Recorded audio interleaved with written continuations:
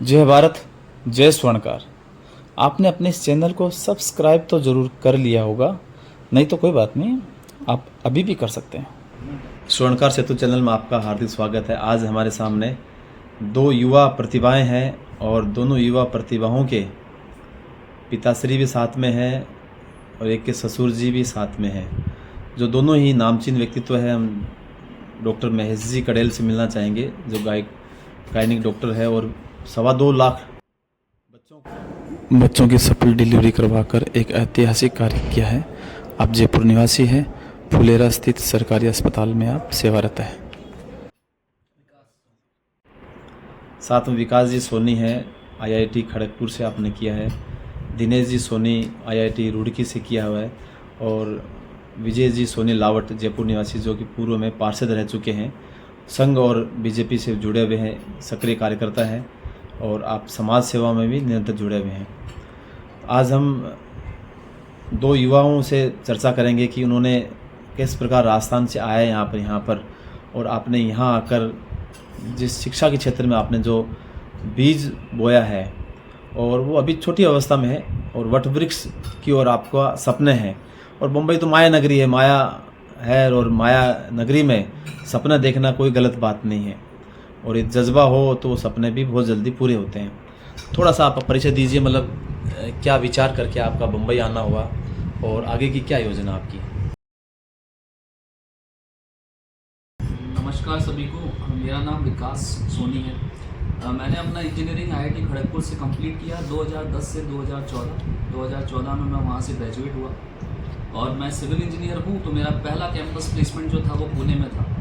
पुणे में 1 साल काम करने के बाद में मुझे इतनी जो है अपनी जॉब समझ में नहीं आ रही थी, तो मैं मुंबई शिफ्ट हो गया और मुंबई में वही जो डेस्टिनी का खेल था, जो संजोग ऐसे बैठे कि मैं जो है पढ़ाने वाली लाइन में आ गया। और टीचिंग लाइन में भी जो बच्चे आईआईटी जेईई और नीट की प्रिपरेशन करते हैं उनको जो है मैंने पढ़ाने का काम स्टार्ट किया। मैं फिज़िक्स सब्जेक्ट लेता हूँ और 2016 स्टार्टिंग से लेके अभी तक बच्चों को फिज़िक्स पढ़ाने का काम कर रहे हैं। बहुत सारे आईआईटियंस और बहुत सारे बच्चों को डॉक्टर बनाने का मौका मिला। आज भी उन लोगों से जुड़े हुए हैं, बहुत अच्छा लगता है।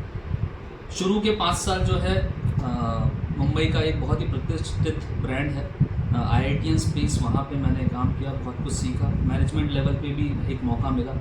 और उसके बाद में मार्च 2021 में मेरे जो छोटे भाई हैं, ये भी आईआईटी रुड़की से ग्रेजुएट हैं, इनके साथ में मिलके हमने अकेड सेंट्रिक, जो हमारा इंस्टीट्यूट का नाम है, उसकी शुरुआत करी। अकेड सेंट्रिक का मतलब क्या होता है? एकेडमिक सेंट्रिक, एक ऐसा सेंटर जो कि पढ़ाई से रिलेटेड उसी में डिवोटेड है, बच्चों के लिए डेडिकेटेड है और बच्चों को एक अच्छा रिजल्ट देने के लिए तत्पर हमेशा तैयार है। और हमारा जो कॉन्सेप्ट है, आज हमारा जो एक ऑफलाइन सेंटर है वो मुंबई में है, बोरीवली में, वेस्ट में, स्टेशन के काफ़ी नज़दीक है, 200 मीटर। और साथ ही में हम अक्रॉस इंडिया ऑनलाइन क्लासेस भी बच्चों को प्रोवाइड करते हैं। और हमारा जो कॉन्सेप्ट है वो ये है कि हम छोटे बैचेस में बच्चों को पढ़ाते हैं। इन अ बैच ऑफ 15 से 20 बच्चों के बैच में हम जो है बच्चों को पढ़ाते हैं।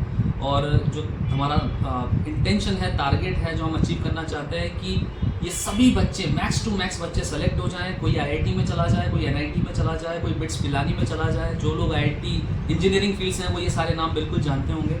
कहीं ना कहीं वो बच्चा सेटल हो जाए। अगर मैं 2024 के हमारे रिजल्ट की बात करूं तो हमारे 16 बच्चे, एक बैच में 16 बच्चे थे। 16 में से 8 बच्चे आईआईटी में गए, 4 बच्चे एनआईटी में गए, 2 बच्चे बिट्स में गए, एक बिट्स पिलानी में, एक बिट्स कुआं में।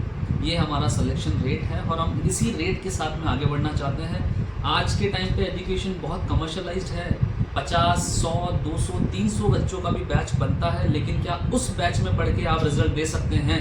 ये एक सोचने वाली बात है। बिल्कुल दे सकते हैं, वो तभी दे सकते हैं जब आप बहुत मजबूत हैं, बहुत आपने अपना स्ट्रॉन्ग माइंडसेट बना लिया है और आप ऑलरेडी बहुत ज़्यादा मोटिवेटेड हैं। क्योंकि एक 16 से 17 साल का बच्चा इतना मोटिवेटेड खुद से हो जाए, ये बहुत कम पाया जाता है। उसको आपको मोटिवेट करने के लिए एक मेंटोर की ज़रूरत होती है और वो मेंटोरशिप का काम भी हम बिल्कुल साथ में करते हैं। We are not just teachers, हम सिर्फ पढ़ाते नहीं हैं, हम बच्चे के साथ में रहते हैं। ये 2 साल की लंबी जर्नी है और इस लंबी जर्नी में हमेशा हम उसके साथ में रह के एक अच्छे से अच्छा रिजल्ट परिवार का भी इसमें सहयोग रहता है, जो बच्चे का परिवार है उनके भी टच में रहते हैं, और एक पर्सनलाइज टच बच्चे को मिल पाए, उसकी जो भी दिक्कतें हैं, समस्याएं हैं, वो टाइमली रिजॉल्व हो पाए, उसी पे फोकस रहता है। और ज़्यादा से ज़्यादा बच्चे हमारे सेलेक्ट हों, फ्यूचर में IAS IPS ऑफिसर्स, बड़े बड़े बिजनेसेस स्टार्ट करें और हमारे जो देश को, इंडिया को काफ़ी आगे लेके जाएं, हमारा सपना यही है।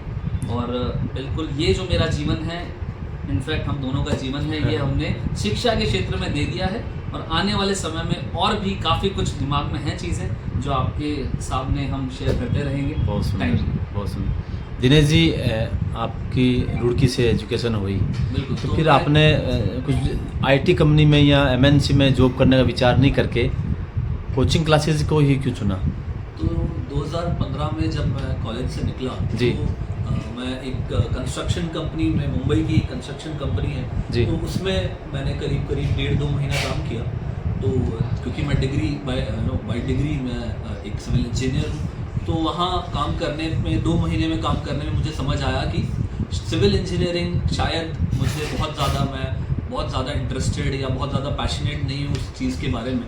तो फिर सोचा कि और कहाँ और क्या चीज़ें हम लोग कर सकते हैं। तो 1 साल स्टार्टअप करने के बाद में मेरे माइंड में ये क्लैरिटी आई कि करना जो है वो जॉब नहीं करनी है, कुछ सीख के खुद ही का कुछ ना कुछ अब वो क्या बिल्ड करना है, किस डायरेक्शन में, किस क्षेत्र में खुद का जो व्यवसाय है उसको बनाना है, बस वो सोचना था। तो 2016 की बात है, जो मेरे भाई साहब हैं बैठे हैं पास में, इन्होंने एक IITian स्पेस, जहाँ पे इन्होंने भी काम किया, मैंने भी काम किया, तो शायद 2016 में लगभग अप्रैल के समय इन्होंने वो ज्वाइन किया। और उसके बाद में 1 साल जब मैं स्टार्टअप में था, उसके बाद में मैं भी सोच रहा था कि कहीं और स्विच मारूं।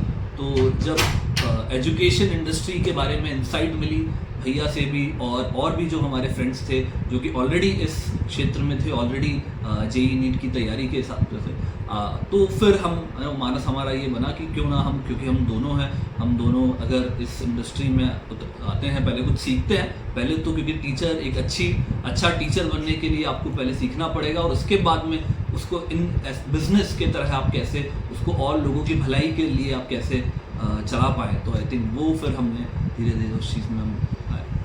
तो मेरे ज्वाइन करने के 6 महीने बाद इन्होंने सेम इंस्टीट्यूट ज्वाइन किया, और मैंने तो वो इंस्टीट्यूट मार्च 2021 में छोड़ा था, 5 साल देने के बाद में। इन्होंने वो 2 साल के अंदर ही छोड़ दिया था, क्योंकि इनको बाहर और अच्छी अपॉर्चुनिटीज़ मिल रही थी, इन्होंने काफ़ी एक्सप्लोर किया।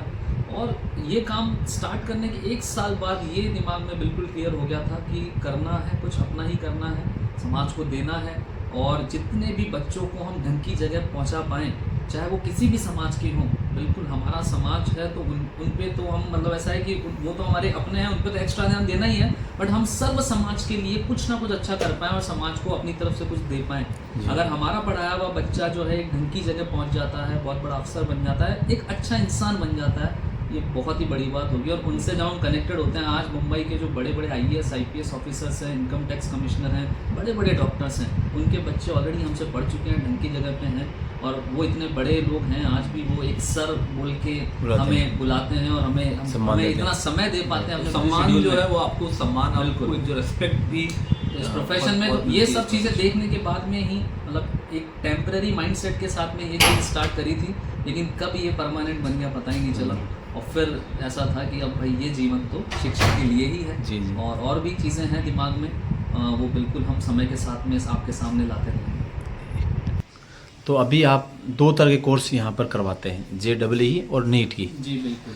तो जो कि महाराष्ट्र में, बम्बई में जो कल्चर है इंटीग्रेटेड कोर्स 11वीं-12वीं का, जी, तो उसमें मतलब थोड़ा सा उस दिनेश जी उसके बारे में थोड़ा बताइए कैसे। तो इंटीग्रेटेड, तो बेसिकली इंटीग्रेटेड जो कोर्स होते हैं उनका जो एक टारगेट होता है वो बच्चे को और ज़्यादा समय जो है वो अपनी तैयारी पे वो दे पाए। इंटीग्रेटेड कोर्स का मतलब है कि बच्चा कोचिंग में पढ़ेगा और साथ में ही उसका जो कॉलेज है, जो 11वीं-12वीं है, तो 11वीं-12वीं के लिए उससे बहुत कम समय कॉलेज में जाके, या फिर जो स्कूल हम बोलते हैं 11th-12th, तो वहाँ जाके बहुत ही कम समय उसका उन अपने जो लेक्चर्स हैं PCN के, जो उसके कॉलेज में होने, अगर आप नॉन इंटीग्रेटेड में जाएंगे तो आपको कॉलेज के लेक्चर भी अटेंड करने हैं और साथ में आपका इंस्टीट्यूट का भी। तो इसे फायदा, इंटीग्रेटेड का फायदा ये है कि बच्चा जो है वो अपने इंस्टीट्यूट में लेक्चर्स में ज़्यादा से ज़्यादा समय बिताएगा। और सबसे ज़रूरी इस जर्नी की जो चीज़ है वो है कि जो सेल्फ स्टडी बच्चा बैठ के खुद करता है, क्योंकि आप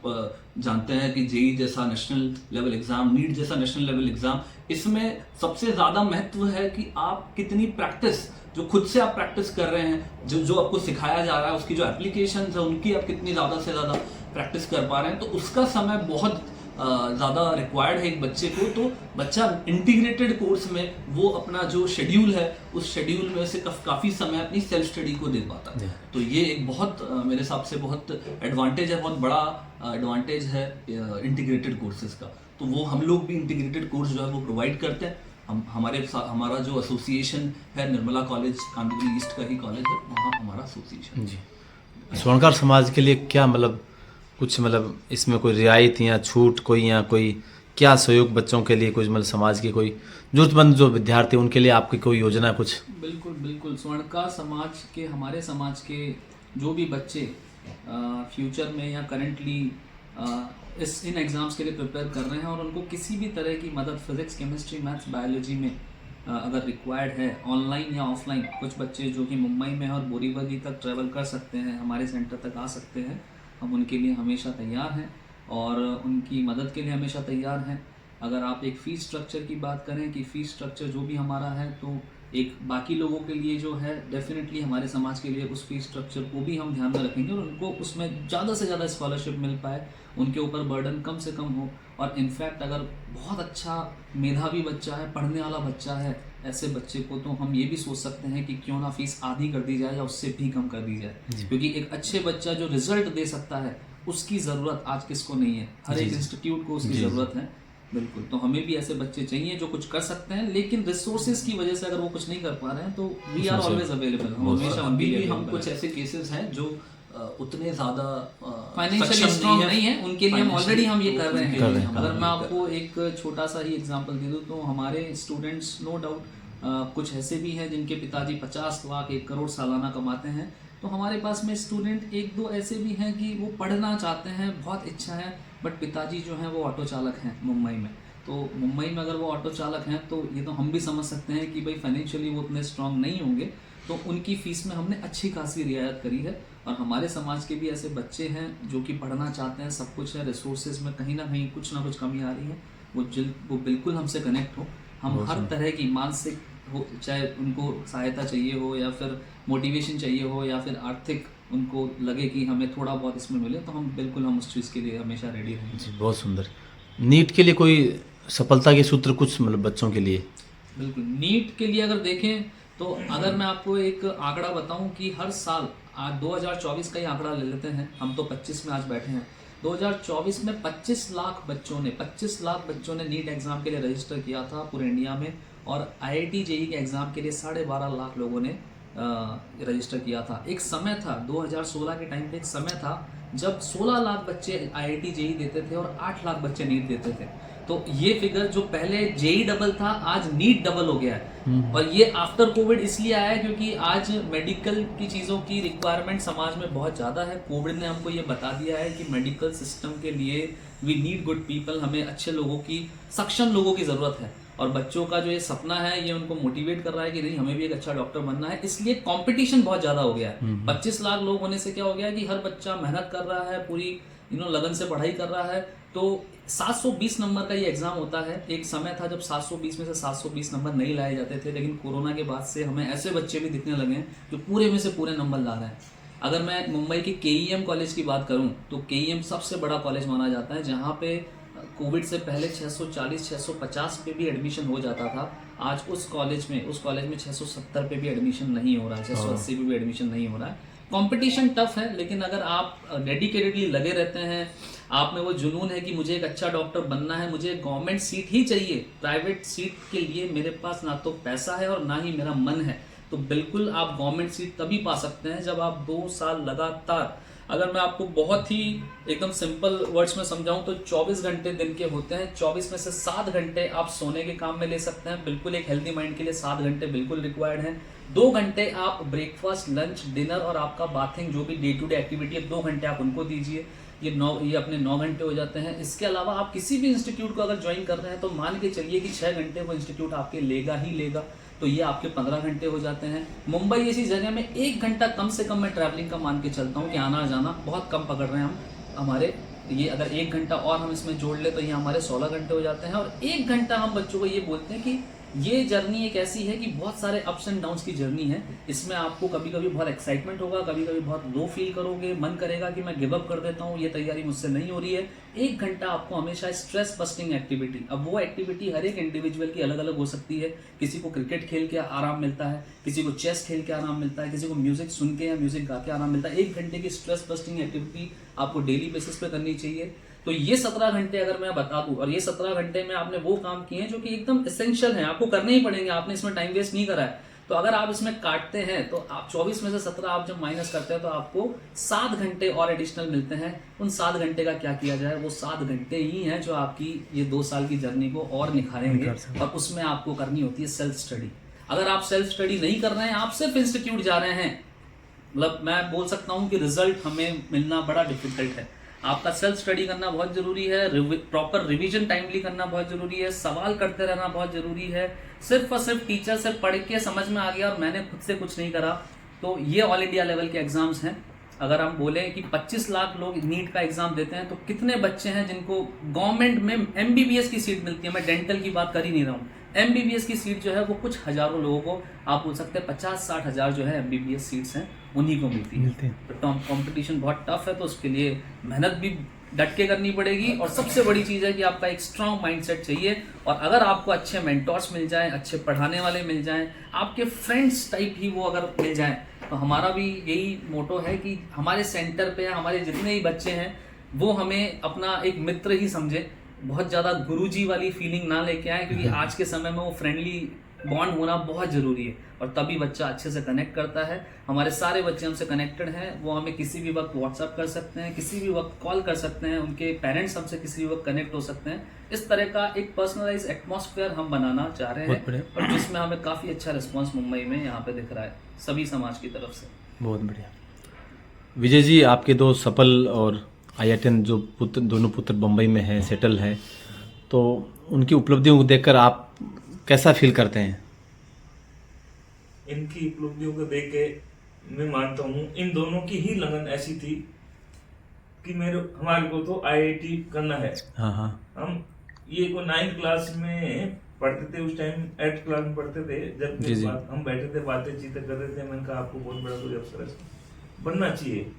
तो इनका रुझान यही था, नहीं कोई सरकारी नौकरी नहीं करेंगे, हम तो IIT होती है वो करेंगे, सरकारी नौकरी नहीं करेंगे। इनका उस टाइम ये रुझान ये था। तो इन्होंने लगन से पढ़ाई करी और आज इस मुकाम तक पहुंच गए हैं। समाज की और इनका उद्देश्य यही था कि हमें खुद का ही ऐसा काम करना है, पढ़ाई लिखाई करके IIT करनी है। मैं IIT समझता नहीं था क्या होती है IIT। तो इन्होंने बोला भाई IIT देश की सबसे ऊंची पढ़ाई होती है, वो होती है IIT। ठीक है, इन्होंने अपने हिसाब से ही कहाँ पढ़ना है, कहाँ इंस्टीट्यूट है, इन्होंने खुद नहीं देखा। मैं बोले हमारे को तो ये पहले हिंदी मीडियम में पढ़ता था, तो दोनों हिंदी मीडियम से पढ़े हुए हैं? हाँ, दोनों हिंदी मीडियम। मैं बीच में 2-3 साल के लिए हिंदी मीडियम में चला गया था। ये 5th क्लास तक था, फिर उसके बाद में 6th 7th 8th 9th 10th ये 5 साल मैं हिंदी मीडियम में रहा। और फिर मैं फिर से 11th 12th में CBSE बोर्ड में आ गया। और आप? मैं शुरू से ही CBSE बोर्ड। अच्छा, CBSE बोर्ड में थे। तो ये विकास ने बोला मेरे को तो इंग्लिश मीडियम में जाना है और IIT का वही कोर्स करना है मेरे को, इसलिए इंग्लिश मीडियम में एडमिशन करो। तो ठीक है, तो इसकी TC लेने गया मैं स्कूल से। तो प्रिंसिपल महोदय थे, मैंने कहा इस बच्चे की TC चाहिए। तो प्रिंसिपल महोदय बोला इसको ऐसा है, देखो इसको यहाँ ही रहने दो, ऐसा बच्चा बहुत कम मिलते हैं अपने समाज में, तो इसको तो कहना बोले 2 घोड़ों पे सवार नहीं होना चाहिए। और प्रिंसिपल महोदय जो है वो भी हमारे ही समाज के घनश्याम जी सोनी, श्री जी। घनश्याम जी सोनी, माहेश्वरी पब्लिक स्कूल तिलक नगर जयपुर, जी, जी। उसके वो प्रिंसिपल प्रिंसिपल थे। है। ये तब की बात है बिल्कुल। जी जी। तो फिर बच्चे ने बोला नहीं मेरे को जाना, फिर हम तो उस टाइम तो आ गए, फिर दोबारा गया, टीसी लेके आया। और जो मान लो थी जो इसकी इच्छा थी, जो जज्बा था, तो इस जज्बे को कहना मान लो पूरा करने के लिए इन्होंने कहना इतनी मेहनत करी और सफल हुए। और आज मुंबई में जो कर रहे हैं ये अपनी खुद की मेहनत और लगन से जो काम कर रहे हैं, और एक सेवा, हर बच्चे को अपना बच्चा समझ के ही कहना ये उसको पढ़ाई कर रहे हैं। बहुत बढ़िया। जितना एक गर्व एक पिता को पुत्र पर होता है, उतना गर्व एक ससुर को अपने दामाद पर होता है।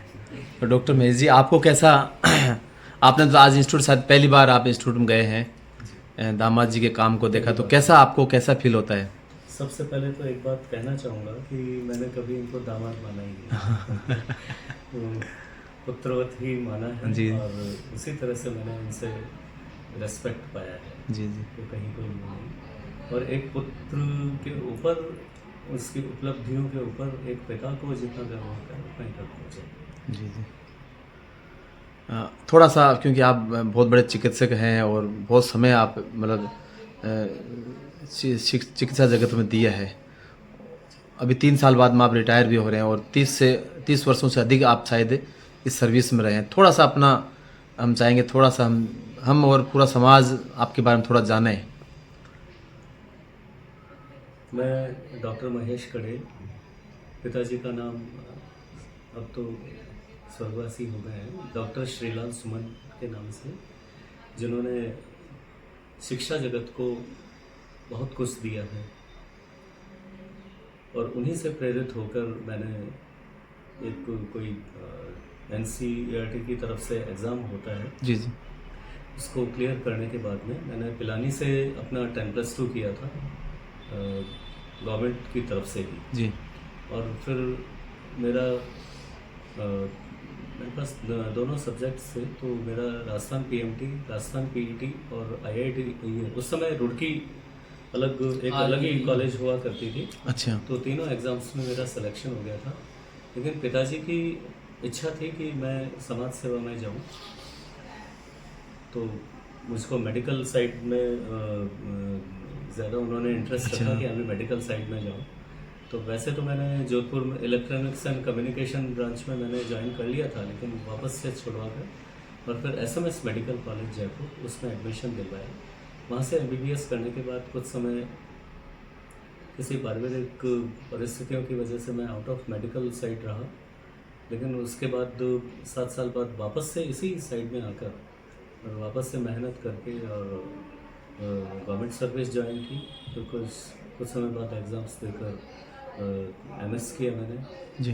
MS किस में? गायनिक एंड ऑब्स्टेट्रिक्स में जनाना हॉस्पिटल, जो कि SMS से ही एफिलिएटेड है। अच्छा। SMS के अंदर ही है, वहाँ से मैंने MS किया। उसके बाद में मेरी पहली पोस्टिंग MS के बाद वो सांभर हुई, कम्युनिटी हेल्थ सेंटर सांभर, और उसके बाद में फुलेरा। तब से मैं फुलेरा में ही कार्यरत हूँ और अभी एज ए प्रिंसिपल स्पेशलिस्ट के रूप में, जो कि हाईएस्ट पोस्ट हुआ करती है किसी भी सब्जेक्ट में, उस रूप में मैं वहाँ पर कार्यरत हूँ। बहुत बढ़िया। और कुछ अनुभव बताना चाहेंगे मतलब इस चिकित्सा क्षेत्र में आपके, मतलब कुछ जो, क्योंकि मेडिकल से भी कई बच्चे मेडिकल में आना चाहते हैं और आपकी तो इतनी 30 वर्षों की लगभग प्रैक्टिस है और स्त्री रोग विशेषज्ञ के रूप में आप जाने जाते हैं। 30 वर्षों की जो प्रैक्टिस है, इसमें सीधा प्रभु की कृपा मानूंगा और लोगों का मेरे प्रति जो विश्वास है उसी को ही मैं सब कुछ मानूंगा कि इसी वजह से मैं इसमें ये मुकाम मुझे मिला है, लोगों ने ही दिया है स्नेह से। बाकी तो ऐसा कोई इस दुनिया में एग्ज़ाम नहीं है जो कि कोई क्लियर नहीं कर सके, चाहे वो मेडिकल साइड में कोई जो एस्पिरेंट है जो कि मेडिकल साइड में जाना चाह रहे हैं या IIT या किसी में भी जाना चाह रहे हैं, ऐसा कोई मुकाम नहीं है जो कि वो प्राप्त नहीं कर सकते। बशर्ते कि एक जज्बा होना चाहिए, एक मन में इस तरह का जुनून होना चाहिए जी, जी। कि मुझे ये प्राप्त करना है, तो कोई हिमालय पर भी क्यों नहीं चढ़ सकता, जी जी। एवरेस्ट पर। कोई भी कार्य किसी व्यक्ति के लिए असंभव नहीं है। असंभव। बिल्कुल जी। जी जी।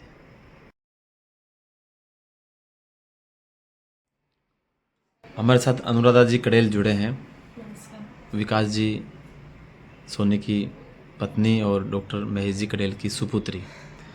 आप जयपुर से हैं और पिछले कई वर्षों से बम्बई में हैं, और एक तरफ चिकित्सा क्षेत्र है, एक तरफ शिक्षा क्षेत्र है, लेकिन आपका क्षेत्र कुछ अलग ही है। आप संगीत में हैं, तो संगीत कैसे, मतलब पापा जैसे उपचार करते हैं और ससुराल में आईआईटी का चलन है, तो आपको संगीत, मतलब ऐसा संगीत में रुचि थी या अभी आकर संगीत में रुचि और बढ़ गई आपकी? अभी सबसे पहले मैं आपको बताना चाहती हूँ कि जी। मैं संगीत से पहले मैं मतलब डिज़ाइनिंग में हूँ। अच्छा, डिज़ाइनिंग में ही मैंने मतलब स्टडी की है और आपकी ग्रेजुएशन इसी फील्ड में हुई है? डिज़ाइनिंग में ही बहुत हुई है। सुंदर। उसके बाद में मतलब डिज़ाइनिंग के बाद में फिर मैंने जयपुर में ही मतलब जॉब स्टार्ट की थी। अच्छा। लेकिन वहाँ पर मन नहीं लगा मेरा। जी जी। धीरे धीरे फिर मैं सोचना स्टार्ट किया कि अब कुछ सीखना चाहिए, कुछ मुझे और कुछ भी करना चाहिए इसके साथ ही साथ। तो एक दिन मैं कहीं पे कुछ काम कर रही थी रूम में, तो हल्का सा गुनगुना रही थी कुछ। आप खुद ही? जी हाँ। अच्छा। तो ये चीज़ मेरे पापा ने सुनी और उसी समय उन्होंने ये तय किया कि इनको सिखाना ज़रूरी है।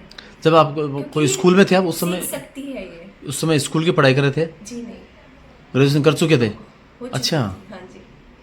तो फिर वहाँ से मेरी मतलब जर्नी स्टार्ट हुई है। तो अभी तांडव 2 तांडव सेकंड के नाम से, सेकंड बोलते हैं, 2 बोल रहे हैं उसको? पार्ट 2 है। पार्ट 2। पार्ट 2 है। ये क्या है, मतलब एक राजस्थानी मूवी है, जी हाँ। उसमें आपने गाना? हाँ जी हाँ, उसमें मैंने दो सॉन्ग्स गाए हैं। अच्छा, एक और सोलो गाया है, एक अच्छा। डुएट गाया है। बहुत बढ़िया। जी। किसका लिखा हुआ है ये? ये है रे रोजर। तो आप तो घर में हिंदी का चलन है जी हाँ। और गाना आपने राजस्थानी में गाया है, तो राजस्थानी सीखी कहाँ से? क्योंकि राजस्थान रूट तो है राजस्थान का। जी हाँ। तो घर में राजस्थानी मतलब बोल लेते हैं?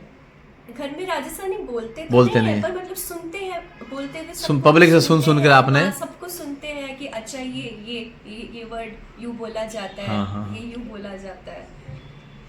बाकी तो मतलब डायरेक्टर्स वगैरह सबको समझा देते जी हैं। जी जी। तो ये आपकी मतलब एक प्रारंभ, मतलब शुरुआत हुई है पार्ट 2 से, तांडव पार्ट 2 से। जी हाँ, जी। आगे राजस्थानी मूवी में या हिंदी मूवी में, क्योंकि मुंबई तो बॉलीवुड है, बिल्कुल, यहाँ तो यहाँ फिल्मों पे का पूरा क्षेत्र ही है, तो आगे इसको मतलब कैसे पूरा प्रोफेशनली लेना है कि या सिर्फ शौक के रूप में आपको इसको जीवन में उतारना है? म्यूजिक मेरे लिए शौक के जैसा नहीं है। अच्छा। तो मैं तो चाहूँगी मुंबई में रहते रहते मैं बहुत कुछ मतलब मुझको और भी ज़्यादा सीखने को मिले और बहुत ज़्यादा यहाँ पे मुझको बॉलीवुड में भी काम में मिले मुझको। आपको स्कूल के टाइम में या कॉलेज के टाइम में कई पुरस्कार भी इस क्षेत्र में मिले हैं, तो थोड़ा बताएंगे आप कौन कौन से पुरस्कार और किस फील्ड में आपको मिले? अभी सबसे पहले मुझको डिज़ाइनिंग में ही मतलब फैशन शो के लिए फर्स्ट प्राइज़ हाँ। मिला था। अच्छा। सन 2012 में। अच्छा। जी हाँ। और जो गाना गाया है, हम चाहेंगे थोड़ा यदि गुनगुना सकें आप। जी। अभी म्यूजिक तो नहीं हमारे पास, फिर भी यदि 2 लाइन गुनगुना सकें। और गाना वैसे जो सोलो सॉन्ग मैंने स्पॉटिफाई गाया पे है, अवेलेबल है। हाँ, हाँ। स्पॉटिफाई पे अवेलेबल है, सभी लोग मतलब सुन सकते हैं। सभी ऐप्स सुन पे। सकते हैं। सावन है, सावन स्पॉटिफाई। तांडव 2 जो है मूवी का नाम है राजस्थानी, जो कि रिलीज होने वाली है। और 2 लाइन उनकी आप यदि गा सकें। एक जो मैंने सोलो सॉन्ग गाया है वो सैड सॉन्ग है, तो इसकी दो लाइन्स जी, जी। ट्राई करती हूँ गाने जी, जी। की। जिया नाही लागे थारे बिन चैन नाही आवे, होया थे जुदा जो सारी रात रात नींद नाही आवे, तारा सो भरा आसमां भी सूनो सूनो लागे, जिया नाही लागे, थारे बिना घना घबरावे,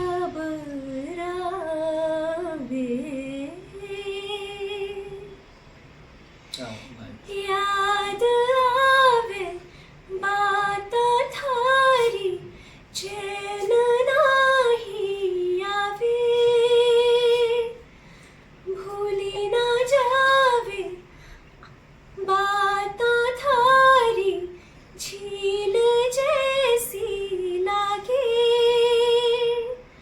तू जो मुस्कावे हिवड़ो रे झूम झूम जावे, थारी एक झलक रसिया रे मन ने लुभावे, लोग आंसू भरी दुनिया भी खाली खाली लागे, जिया नाही लागे, थारे बिना घना घबरावे। बहुत सुंदर। याद आवे बाता थारी, चैन नाही आवे, भूली ना जावे आँख्या थारी, झील जैसी लगे, तू जो मुस्कावे हिवड़ो रे झूम झूम जावे, थारी एक झलक रसिया रे मन ने लुभावे, लोग आंसू भरी दुनिया भी आज कहा जाए तो साहित्य, संगीत, कला तीनों का त्रिवेणी संगम यहाँ उपलब्ध हो गया। ठीक है, प्रयागराज में महाकुंभ का त्रिवेणी संगम, वहाँ का अलग आनंद है। आपके घर में साहित्य, संगीत, कला तीनों का एक त्रिवेणी संगम है। स्वर्णकार सेतु को समय दिया, इसलिए स्वर्णकार सेतु की ओर से आपको बहुत बहुत धन्यवाद, आभार।